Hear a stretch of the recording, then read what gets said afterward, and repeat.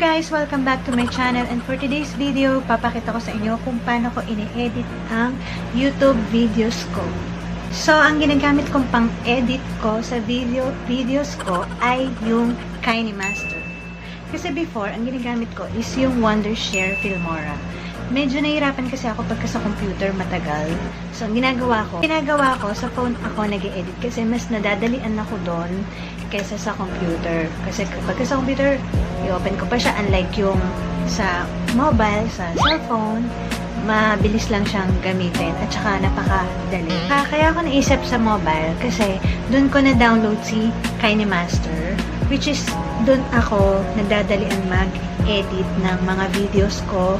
Like yung marami silang tools doon, kung paano ko gagawa ng intro ko, and cut. Si KINEMASTER kasi meron siyang effects, overlays, tapos pwede ka rin mag-download ng music, and marami kang magagawa sa kanya. So, ngayon, ipapakita ko sa inyo ngayon kung paano ko siya i-edit. This is how I edit my YouTube videos. Yung easiest way lang gagawin natin para hindi kayo mahirapan. So, i-click natin tong select aspect ratio. Ayan. Para siya naka-landscape. And then, import natin yun sa media. Meron akong folder para sa KINEMASTER. Yung videos na yan. And then, yung aking intro, ginawa ko na siya. Ayan, aking intro. And then, the last part. Ito, add natin siya. Ayan. And then, maglalagay tayo guys ng text dito kung anong gagawin ko. Check natin tong layer. Media muna pala. And then, the background. Hanap tayo ng color para sa ating lalagyan na text. Ito. And then, magte-text tayo. Layer, text.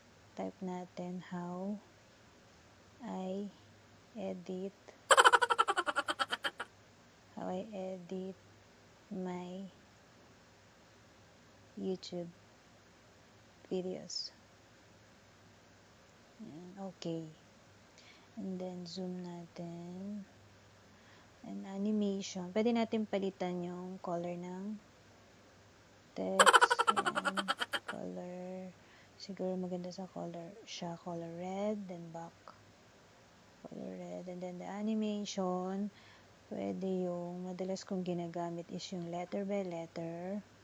Then mamimili tayo dito ng speed niya. Kung gusto mo mabagal, 3.0. Yan. Then back. Then i-adjust natin siya dito.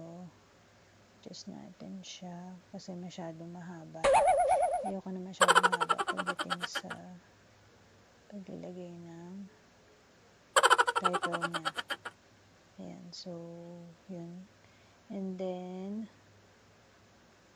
kung gusto natin siya may music, lagyan natin siyang background music dun sa pinaka-title niya. Ayan. Niya para mas okay siyang pakinggan. Gagawin ko siguro 50% kasi mas maganda yung background music ay mahina lang kaysa dun sa voice ko. Ayan. 50%. Okay, then compressor para mas maliwanag siya. And then i-adjust natin yung volume ng voice ko.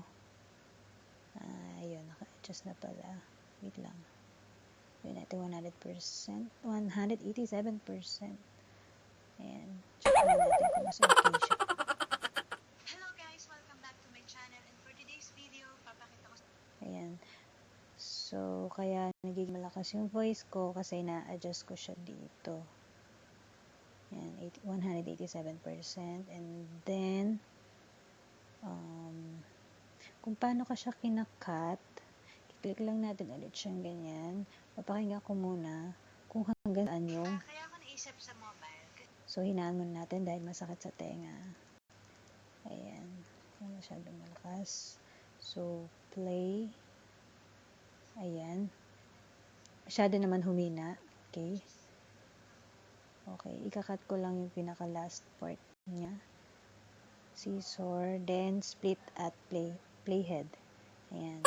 So, yan, dahil ito yung pinaka last part niya. Ang gagawin natin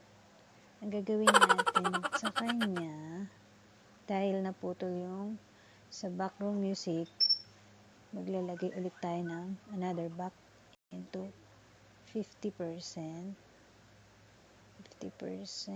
Kasi mas maganda kapag meron siyang music. So, 50%.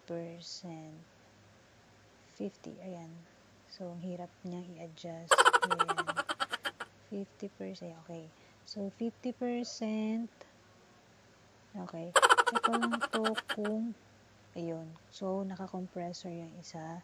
Then, lagyan din natin ng compressor. Siguro, tanggalin na kaya natin yung compressor. Masyadong masakit sa tenga. Ayan, ito. So, tanggalin natin yung, ayan, okay. So, 50%.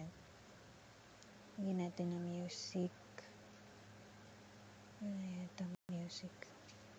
Parang nawala yata yung sounds niya. I-adjust na lang natin ng ulit kung tama. Ayan. And then, kung gusto natin lagyan ng layer, ayan, yung layer natin, clip graphics. Usually, ginagawa ko is yung, dito ko ba yung nakita? Dito. Sa layer, overlay. Sa overlay, madalas kong ginagamit is yung, hindi ko siya makita dito ngayon. Reactions, overlay. No, hindi dito. Siguro sa effects. Ayun. Sa effects, ang madalas kong ginagamit is yung auto HDR. Ayan. I-adjust ko lang siya. Click natin si auto HDR. I-adjust natin yung settings niya. Mababaan natin.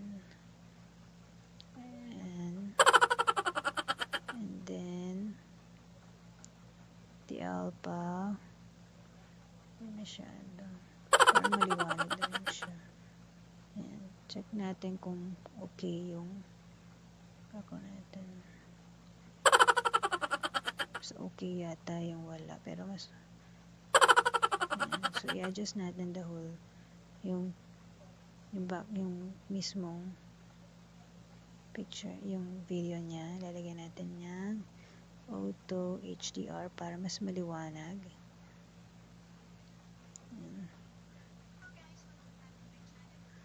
Ayan. Para mas maliwanag siya. So, lalagyan natin lahat para i-adjust ganito. I-adjust natin siya auto HDR. Ayan. Okay. Pwede na rin hanggang sa dulo. Ayan. Tapos, bang ginagawa ko sa kanya. So, itong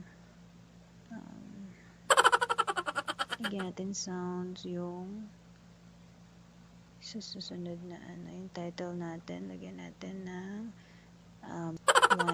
Ayan. Or keyboard 2. Yeah, pero mas maganda yung keyboard 1. Okay, back. And then, check natin kung tama. Ayun. So, eksakto lang siya. And, what else? So, sa layer, kung gusto nyo lagyan ng mga transition, sa transition niya, for example, dito. So, nag-cut tayo dito. Lagyan natin siya ng 3. Meron dito, mamimili ka kung ano gusto mo kung meron kasi itong mga parang comic effects. Comic effects, yan mga yan. Cutie. Pwede mo siyang lagyan ng ganyan. So, yan. Check natin. Ilalagay natin siya dito. Yan. So, ayan. Yun yung diba? So, So, kung ayaw nyo naman, pwede natin siyang tanggalin. Ayan, pwede natin siyang tanggalin ulit. So, yan. Delete. Kung ayaw naman natin. Kasi mas maganda yung simple lang. And then sa handwriting, ayan, kung gusto nyo magsulat, ganyan, something ganyan. Kung gusto nyo lagyan ng hello, ganyan, kung gusto nyo sulatan. Pero ako ayoko siya sulatan dyan. Tapos, ito naman media. Ayan, katulad nyan, kung gusto mong may i-add ka sa kanya na like,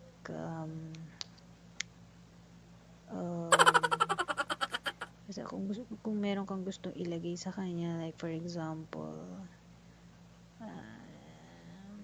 this one. Ayan. So, pwede mo siyang i-adjust, ilagay dito. Parang ganun. So, hindi ko siya na-download. So, later na lang gagawin ko. Pero yun, meron ako guys lalagay dito sa site dyan.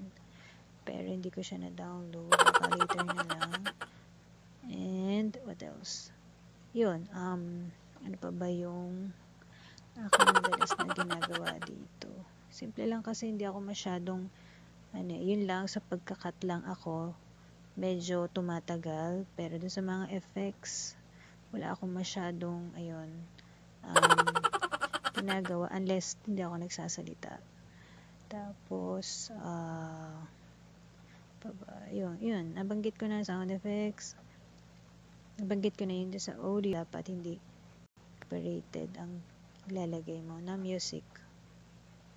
Tapos, so yun. Yun lang ang aking ginagawa na ako, na-adjust naman ang aking music. Yan, na-adjust ba siya? Hindi. So, yun ang aking madalas na ginagawa. Ayan. So, yun lang guys. Yun lang ang aking mai-share sa ngayon. Kasi yun naman talaga yung ginagawa ko sa pag-e-edit. Sa ngayon kasi kapag ka nagsasalita, dapat yung ikaw, sa'yo lang ang focus nila.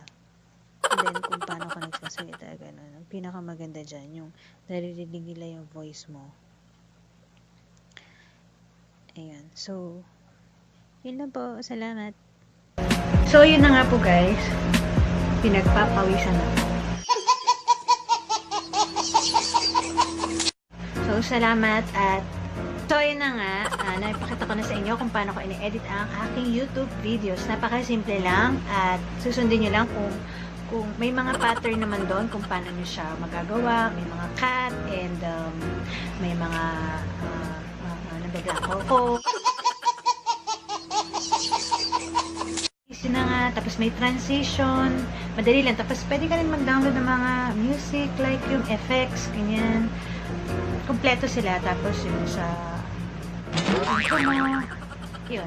So, yun lang po, sana nagustuhan nyo yung ginawa ko kung paano ko ini-edit ang aking videos, YouTube videos, and sa mga hindi pa po nakakapag-subscribe, please subscribe to my channel, and like, and share na rin po, and God bless us.